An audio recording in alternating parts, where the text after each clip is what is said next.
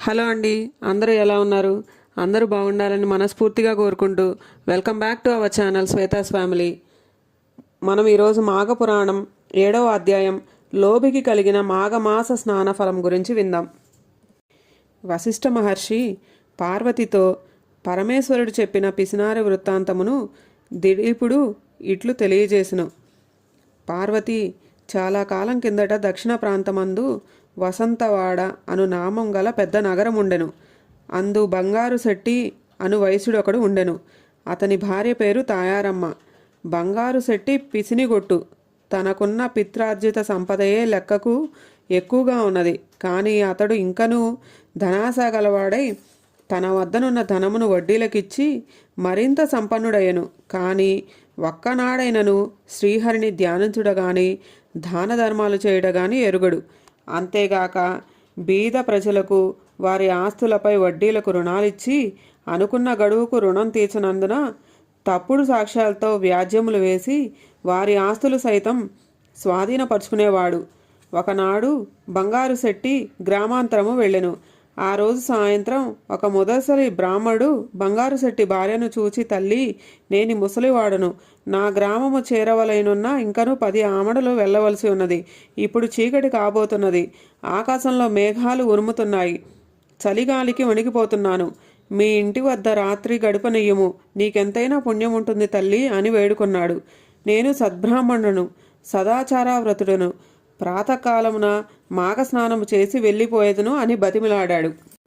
తాయారమ్మకు జాలి కలిగెను.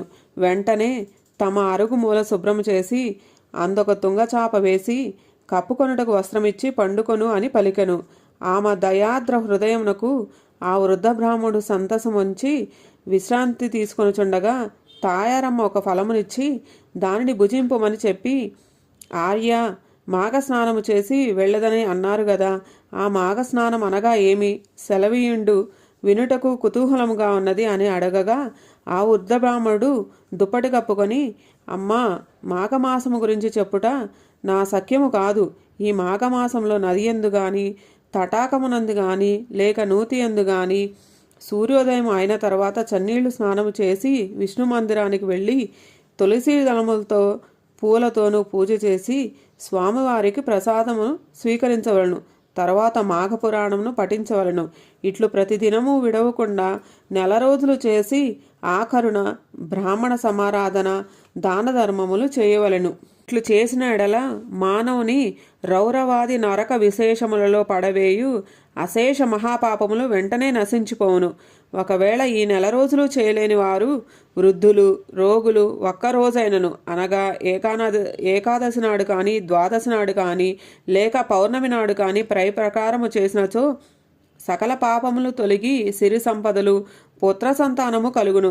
ఇది నా అనుభవంతో తెలియజేయుచున్నాను అని చెప్పగా ఆ బ్రాహ్మణుని మాటలకు తాయారమ్మ మిక్కిలి సంతసించి తాను కూడా ప్రాతకాలమున బ్రాహ్మణునితో పాటు నదికి పోయి స్నానం చేయుటకు నిశ్చయించుకొనెను. అంతలో పొరుగురికి వెళ్ళిన తన భర్తయ్యకు బంగారు శెట్టి ఇంటికి రాగా ఆమె అతనికి మాఘమాసం గురించి చెప్పి తాను తెల్లవారుజామున స్నానమునకు పోవుదనని తెలియజేసెను. భార్య చెప్పిన మాటలకు బంగారు శెట్టికి కోపం వచ్చి ఒంటి నిండా మంటలు బయలుదేరినట్టుగా పళ్ళు పటపటా కొరికి, ఓసి వెర్రిదానా, ఎవరు చెప్పినారే నీకు ఈ సంగతి? మాఘమాసమేంటి, స్నానమేమిటి, వ్రతము దానాలేమిటి? నీకేమైనా పిచ్చి పట్టిందా? చాలు చాలు, అధిక ప్రసంగం చేసినచో నోరు నొక్కివేయుదును.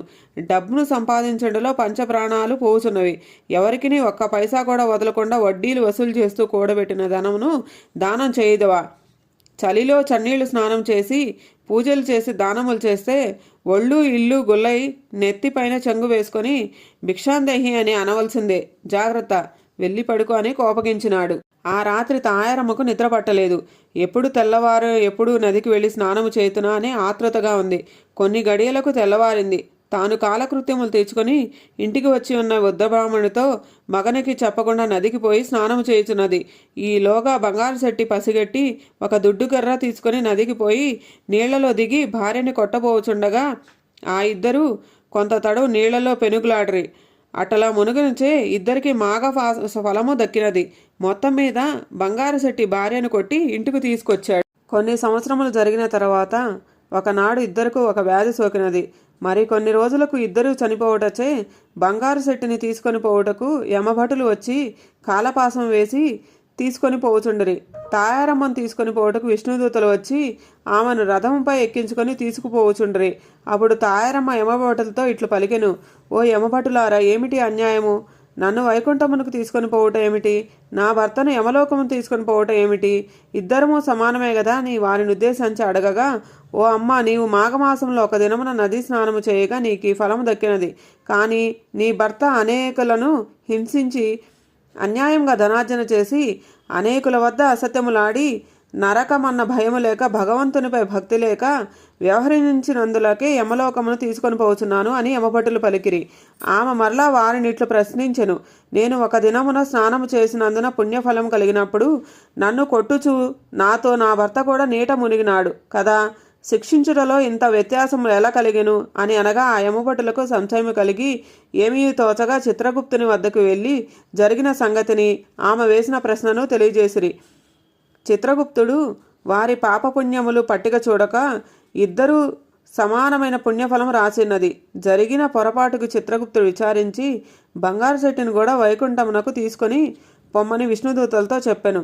విష్ణులోకమునకు ముందు వెళ్ళి ఉన్న తాయారమ్మ తన భర్త గతి ఏమయ్యను అని ఆతృతగా ఉండగా బంగారు శెట్టి పుష్పక విమానం మీద తెచ్చి వైకుంఠంలో విడిచిరి. భార్యాభర్తలు ఇద్దరూ మిక్కిలి సంతసమందిరి. రాజా, వింటివా? భార్య వలన భర్తకు కూడా ఎటుల మోక్షము కలిగినో. భర్త దుర్మార్గుడై పిసునుగొట్టుగా వ్యవహరించినను భార్య యథాఫలముగా ఒకరోజు మాఘస్నానము చేసినందువల్ల ఇద్దరికీ వైకుంఠ ప్రాప్తి కలిగినది కదా. కనుక మాఘమాసము నెల రోజులు చేసినచో మరింత మోక్షదాయకము అనుటలో సంశయమేమీ లేదు. 7వ అధ్యాయం సమాప్తం.